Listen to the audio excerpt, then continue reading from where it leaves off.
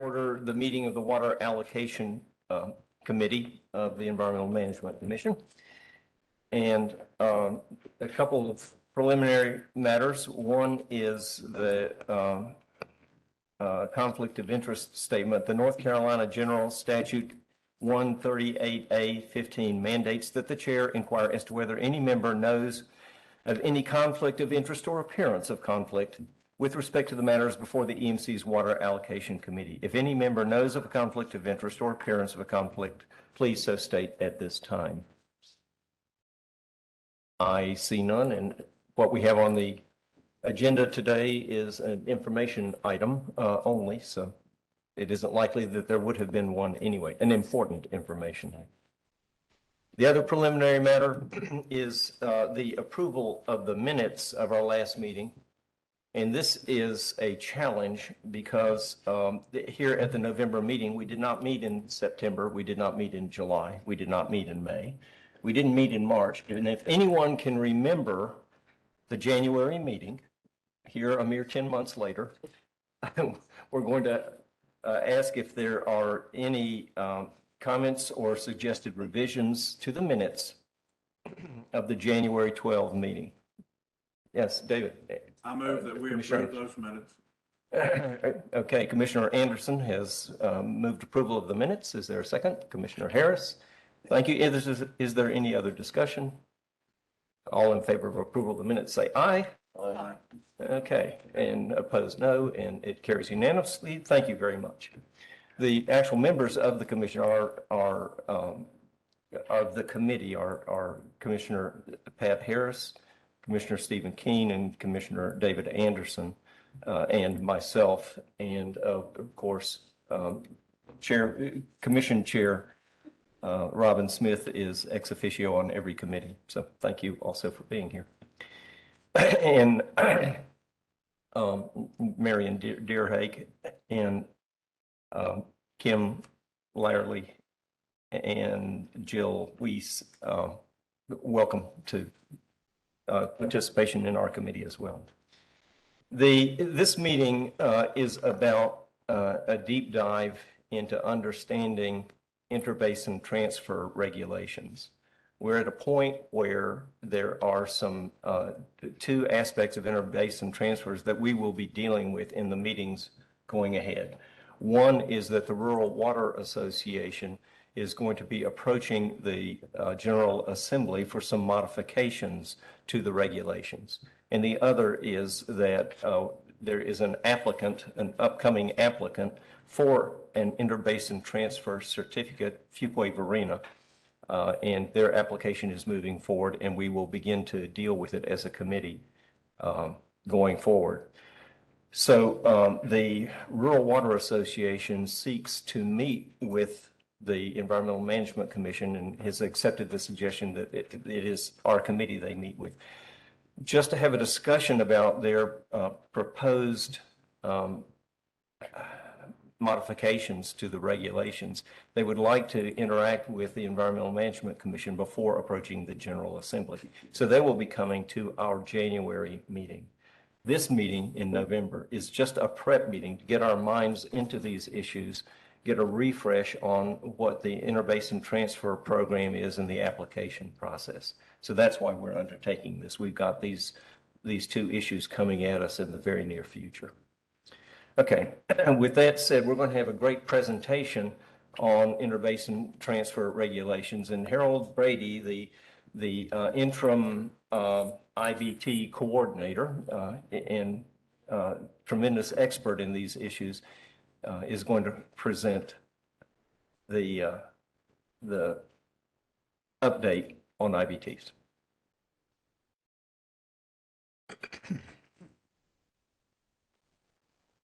Commissioner McAdams, thank you for the introduction.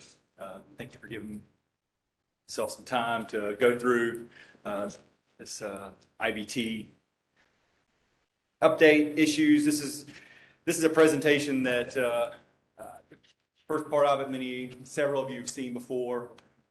It's going through sort of the basics of what an interbasin transfer is in North Carolina, the statutes. And then I'm going to do a little bit deeper dive, hopefully. As I go through this, please, if you have questions, it's probably best if we go ahead and address questions as we go through the presentation, as opposed to waiting till the end. So, as Commissioner McAdams said, I'm Harold Brady. I'm the interim interbasin transfer coordinator. I also serve in the water supply planning branch as the water supply development coordinator. I've given some of the outline already. We're going to go through the basics, the statute, going through the existing transfers, process.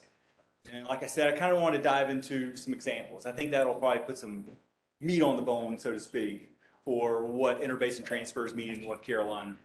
Going to talk about the recent sub-basin transfer study that the division conducted and submitted in 2021, January 2021. And then closing with the issue of the town of Fuquay-Varina, their request for an interbasin transfer and where things stand with their application. Okay, let's go through the IBT definition. It's the withdrawal, this is important here, the withdrawal of surface water from one river basin to another river basin. So it's important to know that we're dealing with surface water only here. And it is purpose of the interbasin transfer law to ensure good public policy. Here are the statutory thresholds. There's 3 bullets up there. It's really that first one that is the one that kicks most of the water systems that have to come, and it is primarily water systems, who come and discuss an interbasin transfer certificate with the division. 2 million gallons a day or more is the bar. So once a system crosses that 2 million gallons a day or more, calculated as the average day over a max month. That's the statistic that we use. There is the 3 million gallon a day that we keep an eye on if that were to cross. The other 2, I haven't, in my time here, I haven't really had instances where that's kicked in. Okay. Here's just a very basic example, a couple of very basic examples of what an interbasin transfer here is. The key to remember is that we're talking about the net transfer and not the gross. So we have to take the withdrawal and minus out the return. In the first example here, you have the town that's on the basin boundary, that dashed line. They are moving 10 million gallons from the source basin. There's a river there into the town. 2 is used in the source basin part of their service area. So that green right there, that circle, is what we're calling their service area. 3 goes into the receiving basin part of their service area. These are what we refer to as consumptive losses. So we're talking about watering the grass, or if they have a septic tank, but it's not going to a centralized collection discharge system, but some systems still have that. That would be lost into the ground. The 5, there, that first example, is going to a centralized wastewater system, collection system, and discharged into the receiving basin. So the total interbasin transfer in this example is the 5 plus the 3, because that's coming from the source, and that's what's going to the receiving basin. So we have an 8. The example down below has the service area for the town. Same kind of scenario, withdrawing 10 out of the source basin. The town is using 5 consumptively, but this time the town is entirely, the service area is entirely within the receiving basin. So that town is transferring 5 MGD. And in this example, their discharge is back to the source basin with that 5. So in this example, 5 is the interbasin transfer. We see examples like this across the state. They get fairly complex as we go through examples. Every water system is unique to itself. depending upon the service area, how it lays out onto the basin boundaries, as well as its demands. So everyone has its own complications, but these are two fairly simple examples that we do see regularly across the state. I want to reiterate that interbasin transfers are the net, so it's and not the gross, so it's the withdrawal minus the return. Okay, so I talked about some of the basins. I hope I'm close enough to the mic here. Here is the interbasin transfer map. It does not necessarily line up exactly with the HUC boundary maps that we're used to seeing. We use for other purposes within the division and the department. But it's pretty close. But this map was passed in 1991 by the General Assembly and is what we use today to determine whether or not something, waters are being moved across basin boundaries. The different colors represent major basins. And then you can see within those colors, there's breakouts, and those are referred to as subbasins. It's pretty important as we go through this discussion to recognize that. And I'll get into the statutory differences between major basin transfers and subbasin transfers as we work through this. And I will likely come back to this map. Here's some context for what North Carolina is actually doing, what interbasin transfers. So there's over 130, by our estimate, 130 public water supply systems with some type of surface water transfer. The vast majority of those are very small and do not reach the level of needing a certificate for that transfer. That's mainly because cities, small towns and cities that were established across North Carolina, you establish them on the high ground, right on the basin divide. And so they built their distribution system in the high ground. And so the waters just slosh back and forth along the basin boundary. So by our estimate, 80% are under that 1 million gallon a day transfer. There have been 9 IBT certificates issued since the statute was enacted in 1993, July 93. There is a pre-existing transfer allowance that was put in when the statute was codified in July 93 for systems that were at the time able to transfer over 2 million gallons a day. There are approximately a dozen systems that have that we used to refer to as a grandfather transfer, this pre-existing transfer allowance. And there are a handful of systems across the state, a half dozen or so, that transfer between 1 and 2 MGD. And the division keeps an eye on that through the local water supply planning program, requesting for water balances from those systems on a regular basis to make sure that everyone's in compliance. Okay, I mentioned the 9 interbasin transfer certificates. Here they are. First one in 91 was Piedmont Triad, then Charlotte in 02, Concord Kannapolis, many of you may remember that one, in 07, GUC in 2010, Brunswick County in 2013. That was the first one that I was involved with directly, was Brunswick County. Cary Apex was a modification in 2015. They actually had the first interbasin transfer certificate in 89, and then another one in 01, I believe. Carr Regional in 2015. Union County in 2017. Union County will be one of the examples that I discuss as we move through this. And then Pender County is the most recent system to receive an interbasin transfer certificate. And there's a lot of information up there. So if anybody has any questions at this point, I'll be glad to. Okay. Move on. Okay.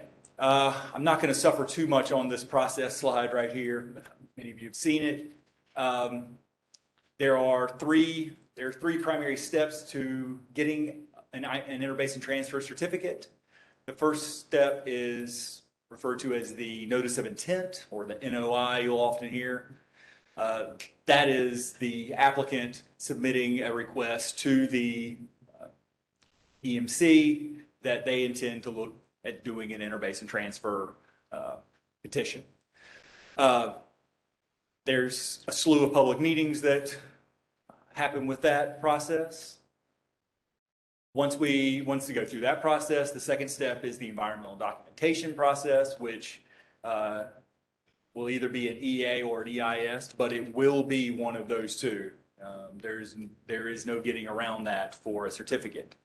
There will be at least one public hearing for that process. And then the EMC by statute has the ability to have an adequacy determination, and the department will either issue a record of decision or a FONSI on that document. And then the third process is the petition document. This document uses the data from the environmental study, the environmental document, to formally petition what they see as the preferred option to the EMC. And likewise, there are numerous public hearings required for that. Ultimately, the EMC will issue a final determination. It gets, by following the statute, it is certainly a little more complicated than this slide, but this really lays out the outline for the process. If there's any questions, I'd be glad to answer them on that. Okay, I mentioned the environmental document and the petition. I wanted to sort of provide some context to the differences between those two documents. They are very similar, but they do serve a little bit different roles. The environmental document is intended to provide the technical information following SEPA guidelines, very similar to NEPA documents, where the department would issue a FONSI or a record of decision, a formal statement on where the department stands on the document and what the department sees as the preferred alternative.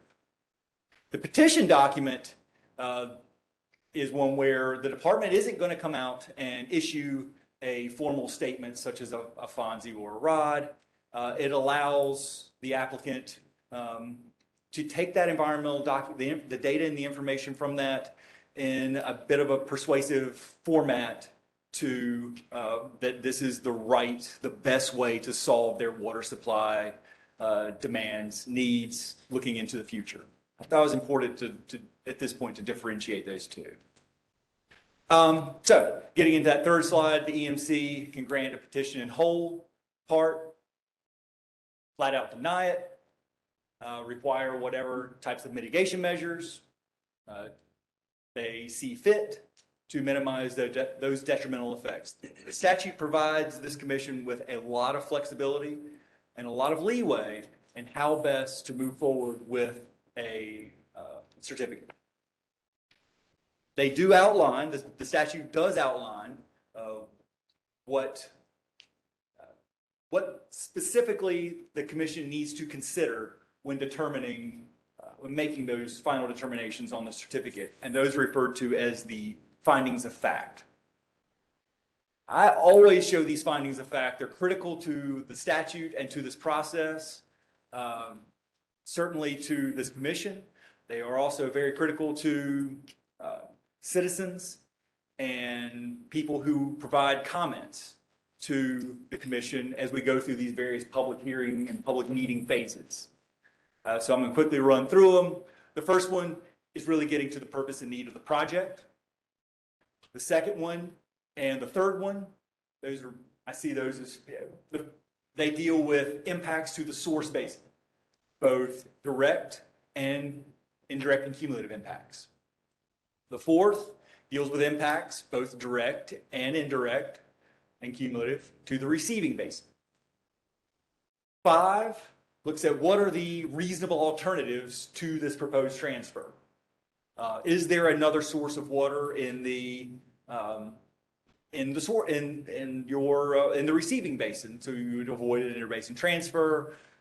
all types of alternatives we look at. 6, we'll look at impoundment storage capacity. 7 deals specifically with allocations from Corps of Engineers reservoirs. There are 4 of those in the state. Jordan is the one that actually has, well, Jordan and Carr have specific allocations. I guess the other 2 as well. Anyway, Corps of Engineers reservoirs have specific allocations, and that plays into this determination. Where the service area of the water system, how does it lie in regards to the basin boundaries? As I showed in those first 2 sort of simple examples, it is important for this commission to understand whether or not that service area straddles the basin or is entirely in the receiving basin. And in making a decision, it's important to understand that. And as I said before, the statute provides the commission a lot of flexibility. So any other facts or circumstances particular to the request, the EMC is charged with considering. Okay. Yes. Harold? If I may, you invited questions along the way, so I'm going to break the ice on that. Please, thank you. Number 5, the availability of reasonable alternatives. I wonder if you can expound on that, because to my mind, it doesn't sound like that's just, hey, is there anywhere else we can get water, but rather other types of solutions. Is that also in the alternatives, water conservation, water reuse? Yes, sir. That's always in the consideration. But keep in mind that regarding water conservation, water efficiency, the statute compels the applicant to do as much as they possibly can, as much as they reasonably can, to conserve water despite whatever alternative they end up going with. Mm-hmm. So that's already, you see on the next slide, there's a water conservation requirement that water systems meet or exceed the measures and initiatives that are from other water systems that are within that source basin. So they have to measure up to the other withdrawers that are within that source basin. The alternatives generally come out of the EIS document or EA document. It's generally where they start. But as new alternatives can pop up, it can be considered, like I said, if something comes up even after that process, if a new alternative were to show up, which hasn't happened in my experience, but if it were to, that would be something that the commission could consider at any point in the process to include the petition phase of the process. Okay, thank you. It sounds like the consideration of alternatives is rather comprehensive. It's not just where else could we get water. I feel I think it's very comprehensive. Yeah. Okay, good. Thank you. So I mentioned that water conservation plan. That's the first bullet here on this, the specific conditions that are outlined in the statute. That is required, as well as a drought management plan is required. And then the compliance and monitoring plan as well. Systems are now required to submit quarterly monitoring reports. Those are typically not terribly a whole lot of work to do those quarterly monitoring reports, but they feed into that annual monitoring plan. But it gives us a chance to really keep an eye on, at least at a quarterly level, on how close systems are to meeting certificate thresholds, limitations, requirements. The EMC has the ability to reopen, amend, and modify.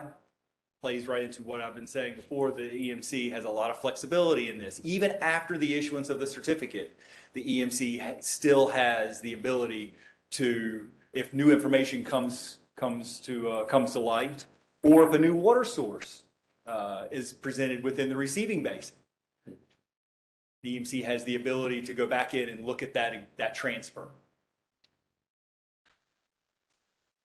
Yes. Mr. Chairman, there was a Oh, absolutely, Commissioner Deere. So the last comment I made, if consumptive source moves into the basin after the award of the certificate. Can you give us an example? Are you talking about like a manufacturing industry that requires a lot of water for their processing, or? Now, this hasn't happened in the history of the IBT program, but as I see it, as I've read it, it would be more on lines of if a large reservoir were to be built in the receiving basin with excess capacity. The commission would have the ability, now whether they would take that or, how they would handle that, I don't know. But if there was a large reservoir built within that receiving basin with excess capacity, the commission could compel that water system or other applicant to reduce or eliminate their transferred water from the source base, from a source basin, and use that excess capacity that is built from that new reservoir. Well, that's probably somewhat different from what I was thinking about, but I know of at least one circumstance, at least on the appearance, that after the award of an IBT certificate to an area that was experiencing drought and water shortages, one business opened that was a water consumer, that it was a recreational for-profit business, and the appearance was not necessarily good as to how that water that they said they so direly needed was being used. So I just wondered if, when things like that happen, if there's the opportunity for the EMC to revisit the certificate for purposes, for use water consumption purposes such as that. I believe that the statute would allow for the EMC to consider that. That would certainly council would need to be to look at the wording of the statute to allow that or to consider that. But Well, it's been a long time now, but I just was curious because when that occurred, it brought to mind, is this really a serious need for the community? So, thank you. thank you. That last bullet there, the selling of transferred water to water systems that are not co-applicants. So the statute speaks to co-applicants.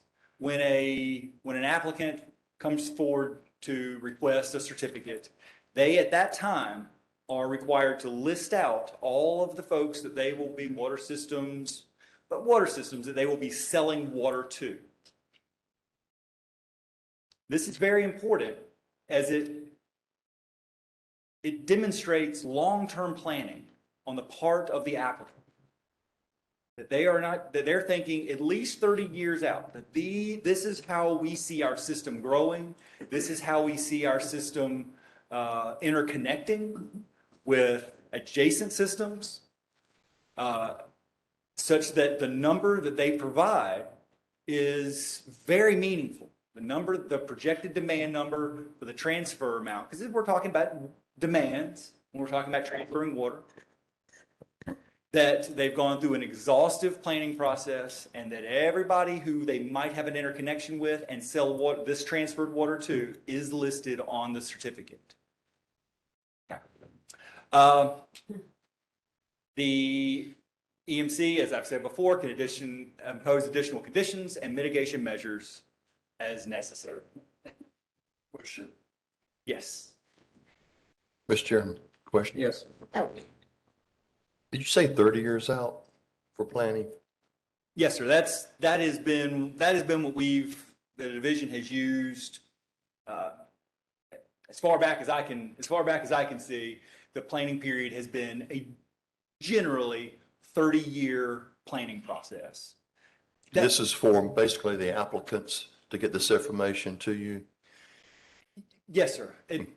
We needed some some type of time period, a line where we go, we want you to say, when you give that request for the transfer, which as I mentioned before, really is directly related to their demand, what do you see your community looking like 30 years out? Brings me up to a follow-up then, Mr. Chairman, if I could.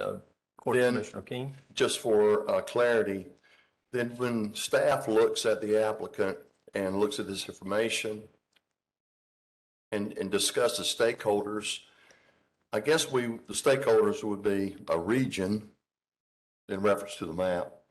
The region would be, I guess, the posture of that region would be several municipalities and several counties.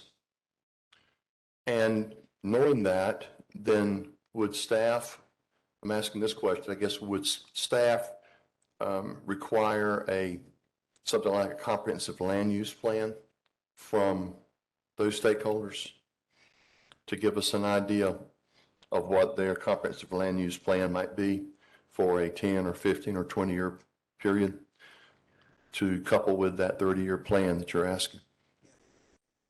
The division has not requested that specifically in the past that I can recall, but the applicants often, which are often regional water providers, they often do that task. It provides them an opportunity to really hammer in on what that number is, what that transfer number is, by knowing. I'm thinking of a larger regional system, something like Carr Regional, where you're crossing multiple counties, multiple basins. They really had to get a handle on what the growth they were going to have just within Henderson and Oxford, as well as projected growth in Franklin County that's spilling over from the Triangle. So I believe they did do a land use plan. I'm pretty sure Union County did one as well. I think most of them do that, but it's to sort of meet their own need, their own goal of coming up with some good hard numbers. Right, and just a comment, Mr. Chairman. Sure. I guess for the members of the committee, and some thought going forward is that comprehensive land use plans can be, I guess, defined in many ways, depending on the municipalities where they're looking for the MPOs or RPOs through transportation, infrastructure, and so forth, and so on. But when we're speaking about the basin transfers and asking for a 30-year vision, the resources sometimes can't be immediately available, funding resources for some of these smaller towns.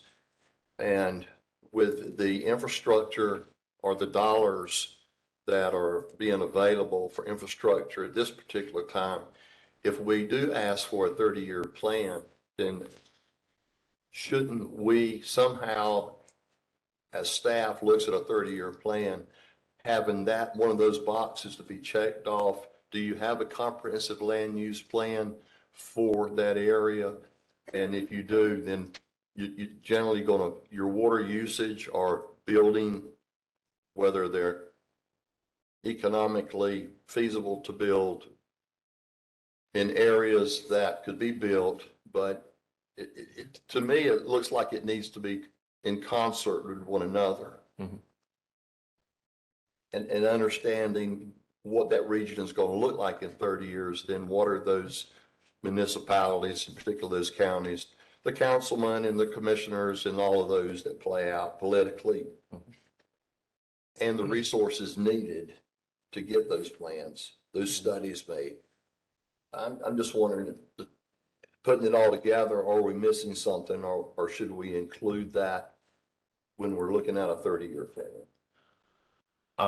Just Good points, and raises a couple of questions in my head. I don't know that we make the IBT rules as much as we process the applications for certificates on them.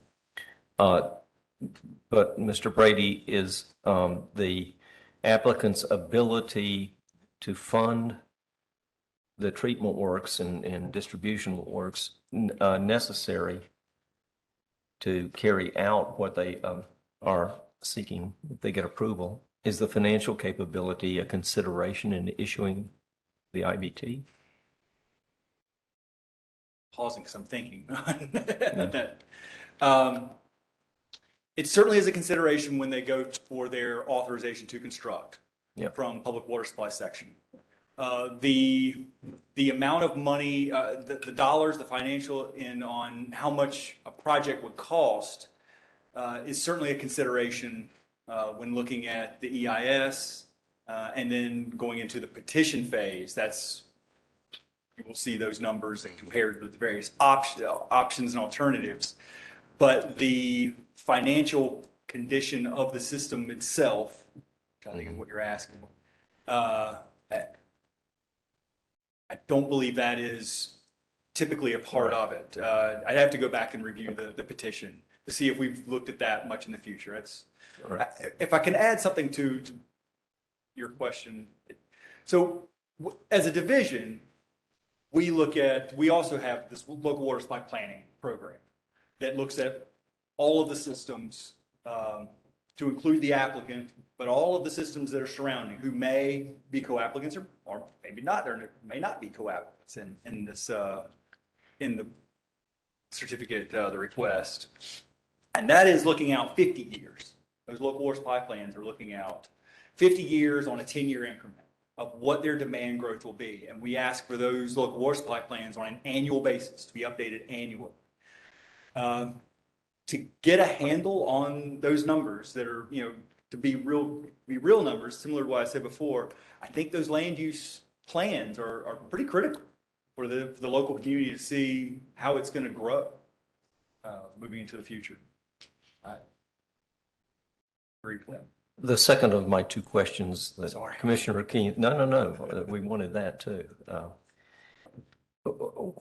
When an IBT certificate is eventually issued, and what gives rise to this is the 30-year planning horizon that's in the regulations. Okay, you got to look out and see if you can envision what the situation is going to be 30 years out. Causes me to wonder something that I should know, but never thought about before. When an IBT certificate is ultimately issued, is it effective in perpetuity? That's a great question. It is. It is. So Okay. we use that 30-year as a planning tool. As we're planning for because we have to have a number to vote Right. on in the certificate. But it does not have an expiration date. Mhm. The certificate does not have an expiration date. Okay. Well, then it follows from that. I mean, these thoughts are just frankly dawning on me. Municipalities, communities exist in certain basins and they're proud of their river flowing by them, and that's a water supply and that's their future. And if an interbasin transfer certificate is issued to somebody outside of their basin to draw water from their basin, then going forward, the reality is newly set, but it is that water that's flowing in the river, part of it is allocated across the ridge to someone else.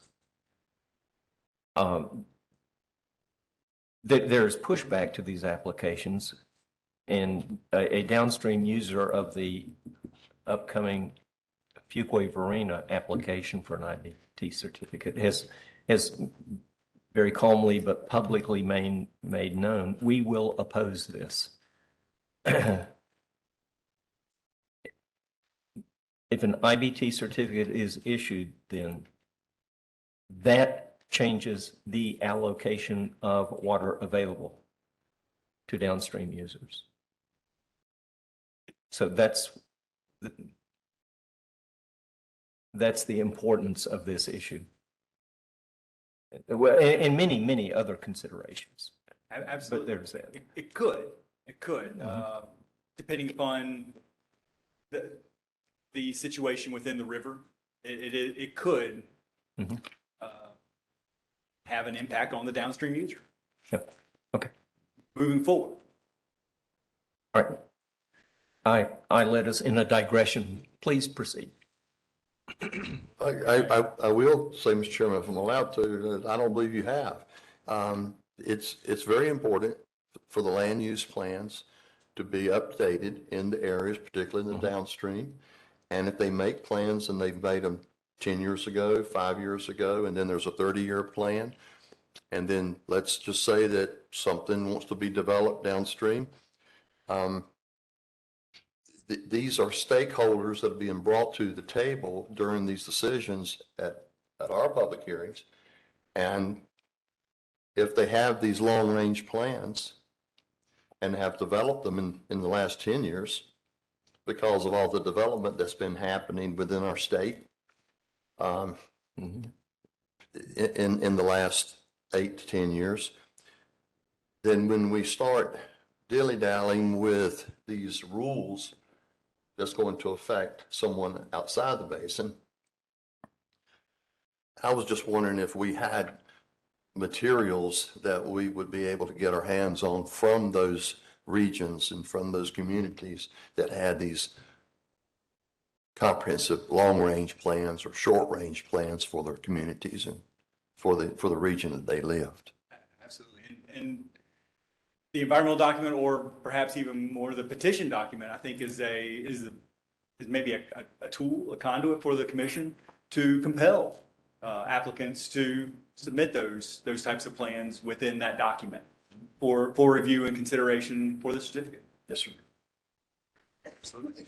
I'm going to try to go through these examples. If you've got any other questions before I jump into this. I tried as I went through that to sort of highlight some areas of the IVT statute that I knew I'd be bringing up during these examples to provide some context for how it actually played out when getting a certificate. So in this example with Union County, it was issued in 2017.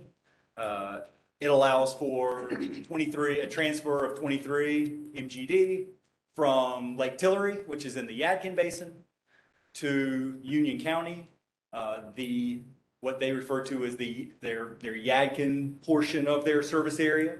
It's in the Rocky River, which is a sub-basin. So this is a sub-basin transfer right here. The Union County IVT was a sub-basin transfer. They have not finished construction of their water treatment plant yet, so this is not happening yet.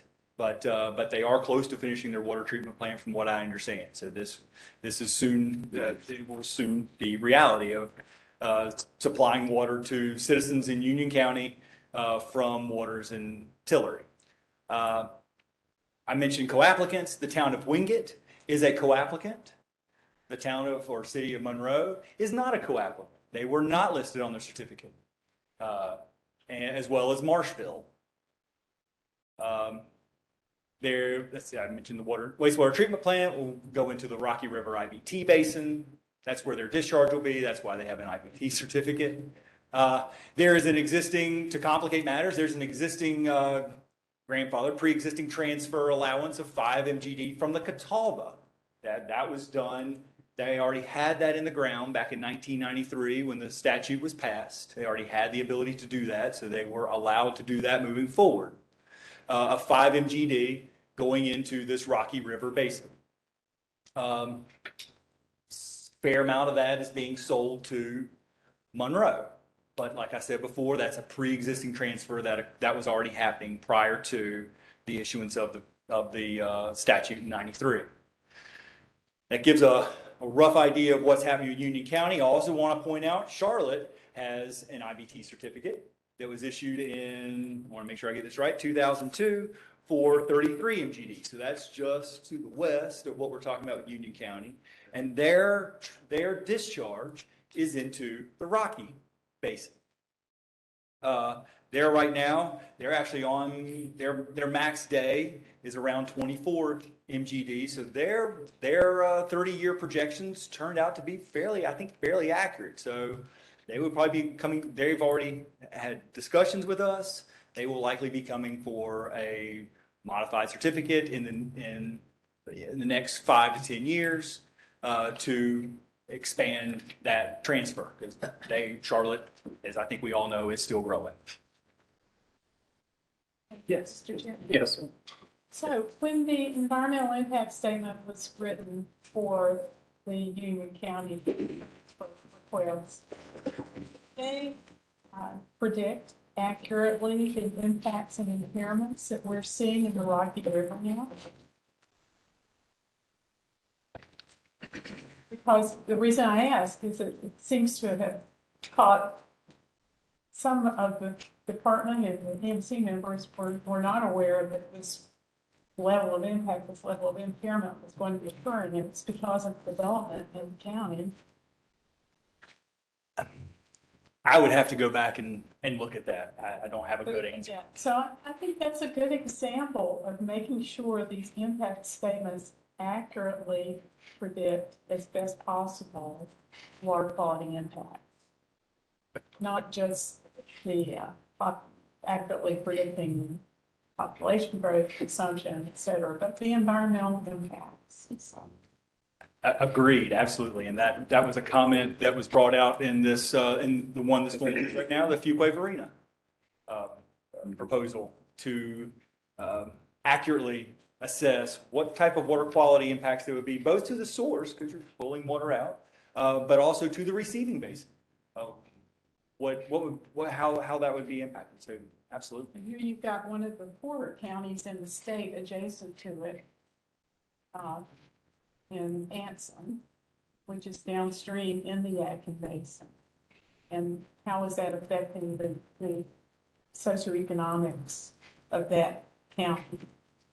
How it's yes, how it's impacting the region as a whole. Absolutely. Absolutely. Before I move on, I mentioned Charlotte. I'd be remiss not to mention Concord, Kannapolis as well.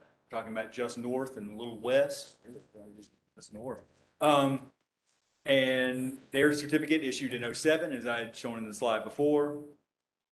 10 million gallons a day. Their certificate was allowed for 10 million gallons a day, both from the Catawba into the Rocky, and 10 million gallons a day transferred from the Yadkin to the Catawba. And right now they're moving about 4.5 from the Yadkin to the Rocky, and somewhat less from the Catawba to the Rocky. So was that consistent? I guess in 2007, if I was on the commission then, and I recall, and I was thinking more was less of the two basins from which they were transferring would be the Yadkin, that they would be taking less out of the Yadkin. Now, am I understanding correctly, they're taking more When than out of the? from the 2020 from their 2020 compliance report, at least my recent reading of it, is that about 4.5 is coming out of the Yadkin and 2 from the Catawba. I seem to remember in 07, my impression was that more would be taken out of the Catawba than the Yadkin at that time. That's what they were predicting. Okay. So are they able to change this pattern, what they were committed to, the rates which they're withdrawing from different basins, if they're taking out from more than one basin in the certificate? Well, there certainly wouldn't exceed what's allowable in the certificate, but the ratios by which that would be a conversation with the water system itself, with the division and perhaps some commission with the water system, and as to how they are actually growing. And a lot of this has to do with are they growing more towards the Yadkin side, or are they growing more towards the Catawba side? This is what I often see with water systems, that they have some control of the road, not higher. I would think that the level of interest from the basins from which they're withdrawing would be a function of the comparative amounts they're withdrawing from their basin versus another basin. So if someone in the Yadkin saying, is under the impression, well, they're going to be taking more from the Catawba than they're taking from us. So this is not as big a concern to us. And then if down the road, they take more from the Yadkin than they do from the Catawba, then the residents of the Yadkin Basin may regret not having had a stronger voice in the decision-making about street. Perhaps. I believe the certificate doesn't necessarily compel them to do an even transfers, or sorry. I don't believe the certificate specifically compels them for that. Just an example, Mr. Chairman, how complex this really is. It is indeed when we get into it. All right, please Okay. proceed. I'm gonna try to go through this. I was gonna talk about the triangle. Try to do it quickly. So Cary Apex came in 2015 for their modification. This is great, another different example. This is a major basin transfer. In 2015, the certificate, the modification was issued at 31 MGD. And you can see the breakdown on the numbers. I don't think I have time to go through all that right now, but I also wanted to mention that Durham is an example of a pre-existing transfer with a pretty large number. 45 MGD is what they're allowed to transfer based upon what their capacity was at the time of 93 when the statute was issued. They're currently discharging around 9, so quite a bit less than what they could. That last line, I want to make a correction on that last line. That's not necessarily correct. The Western Intake project will be online hopefully around between 2030 and 2035, with the goal of at that time moving about 16.5 MGD into the city of Durham. It will very much help them with their base load of water demands system-wide, and will take some of the pressure off of Little River Reservoir and Lake Mickey. Okay. Does anybody have any questions? I know I've blasted through that great example, but I want to make sure we have time for this sub-basin discussion. I think that the sub-basin study is very germane to the issues that will come up to us in January. So, Yes. yeah, please Okay. proceed. Okay, so sub-basin study, session law in 2020 directed the department to look at the statutes and rules discovering the sub-basin transfers. The division did that study. It was submitted, I believe, in January 2021. So now we're looking at almost 2 years now. I wanted to mention some statutory references where the term sub-basin comes up. The draft rules, I will say this, the draft rules that are coming before the commission tomorrow, the interbasin transfer draft rules, do touch a little bit on defining the sub-basin. Perhaps, well, it need to be a little bit, I hate to say clarification, but a little bit better definition of what a sub-basin is versus a major basin. And I think the draft rules do a fine job with that. And I'm going through the numbers here. I mentioned these before with the certificates and the grandfather allowances. Okay. So the outcome of the study, the report, right off the top, I want to say the department recommends keeping the statutory language as it is. So we do not want to diminish the requirements for sub-basin transfers moving forward. Requirements through the interbasin transfer certificate process. It should remain as it is, as the department stands. The advantages of removal of the sub-basin requirement, to be even-handed here, is that these IBT certificates require significant time and money. Water system does not go into this lightly. This is a long process. It may lead to going before court. And even if not, the environmental document itself will take years, and that's not even getting to the petition phase. It also simplifies some connections with neighboring systems, sort of loosens the ability for water management within a water system, reduces some barriers to water management. Disadvantages, which is why the department doesn't think this language should be changed, is the reduced review of water quantity impacts. And as Commissioner Deerhake very accurately said, it'd be reduced review of water quality impacts to both the source and receiving basins. Okay, so it significant reduction in opportunity for public involvement. There are a lot of public hearings and public meetings through this whole process of an interbasin transfer. And if the subbasins were removed, there would be significantly less. You would have really only a couple of places, probably where the division would be able to, the department would be able to, by its existing rules, really bring the public in. We'd have to, yeah. So I'm thinking of an authorization to construct with public water supply section. I'm also thinking of the section 401, where we have opportunities to review projects. Neither of which, in general, would have a public meeting or a public hearing component. Not saying they couldn't, in general. The reduced review of potential impacts to existing downstream water users would be diminished. And then, as I mentioned a second ago, by not having an environmental document or not going through the process with the EMC, a water system would open itself up to potential increased legal liability from harmed or potentially harmed parties.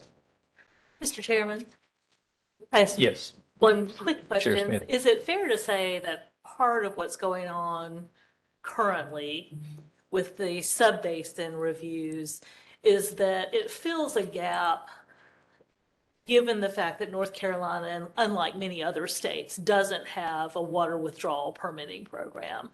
So in the absence of an interbasin transfer, even a very large water withdrawal typically doesn't trigger a significant state review unless, as you said, there is some sort of public infrastructure associated with it. And even that, given changes in recent years to the State Environmental Policy Act, it is only going to cover some of those projects and not all. I think that's well stated. Although it is the case that with the sub-basins in the regulations as they are now, that still is not going to cover all of the major withdrawals. Isn't it the case that most of the major withdrawals don't do interbasin transfers at all? Absolutely, absolutely. The vast majority of the withdrawals from the state do not cross basin boundaries. Right, or sub-basin boundaries. And North Carolina is only one of, I believe, I have to go back and double check, 2 states that do not have a water withdrawal permitting program. I can think of how Virginia handles it, where they have water withdrawal permitting for all withdrawers over a certain threshold. I forget what that number is. And that they have a interbasin transfer component within that withdrawal permit. Yeah. That they review the interbasin transfers, but in context with the withdrawal itself. But what this structure with the sub-basins transfer being required does do is if any significant withdrawal that is discharged at a great distance away, there is therefore this review process. That's correct. It does provide that. That's correct. yeah. By statute, the differences between the two, by the IVT statute, are small. If you're transferring between a sub-basin and transferring within a major basin, if you're transferring between a sub-basin, the requirement is an EA document, environmental assessment document. And if you're doing a major basin transfer, the requirement is an EIS, environmental impact statement. So a higher threshold for the environmental documentation. I will say, in my experience, and Union County is a great example of that, there are benefits that the water system sees to going ahead and doing an EIS document right out the gate. Even if it's just a sub-basin. Even if it's a sub-basin transfer, there are benefits to going ahead and just doing that full environmental impact statement review and getting a record of decision from the department. Okay. So that's not always, but often that's the case that they will follow. Okay. Any questions on that? I just covered a lot there.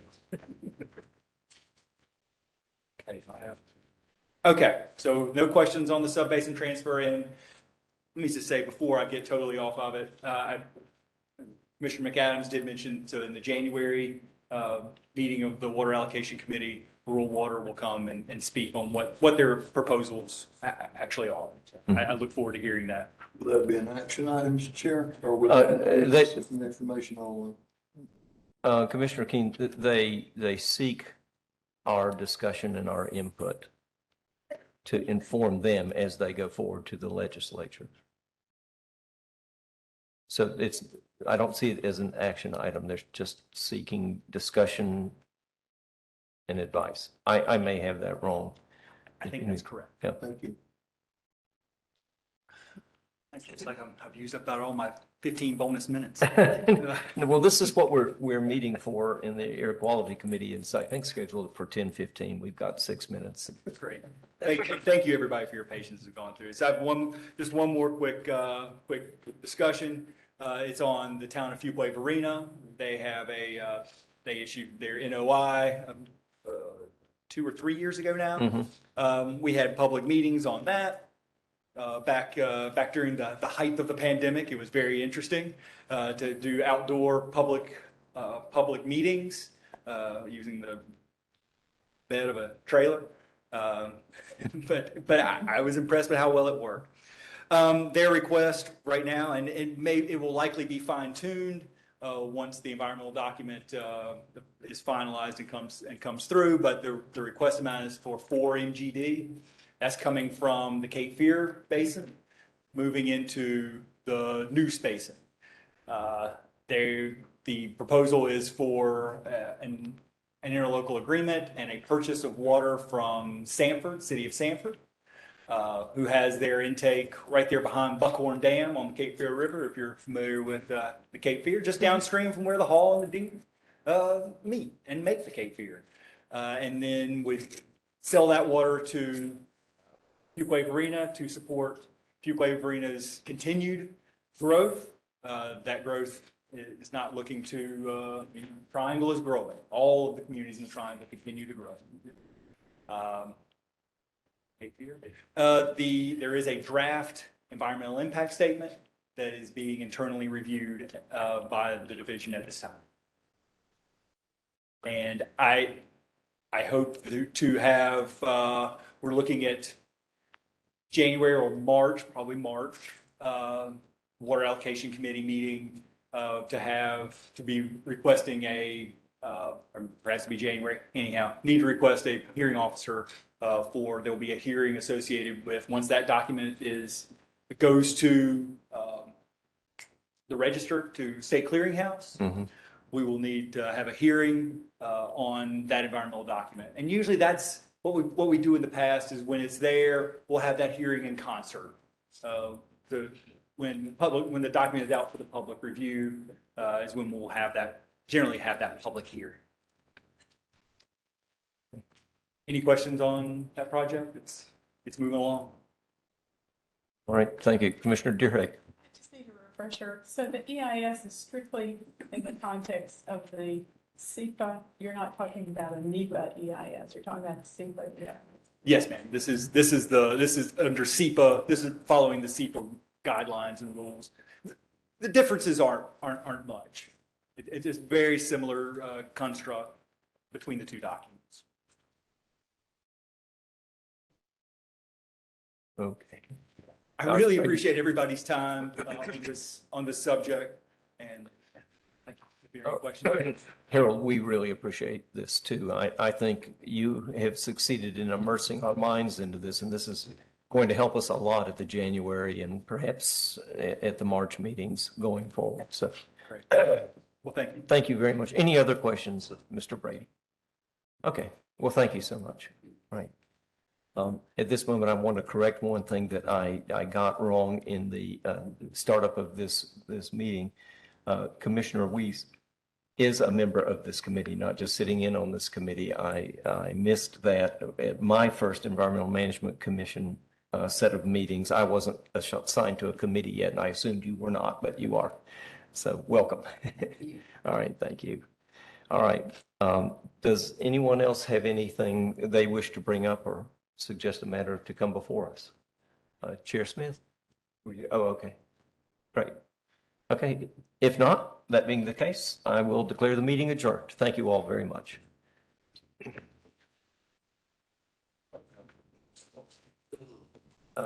Thank you.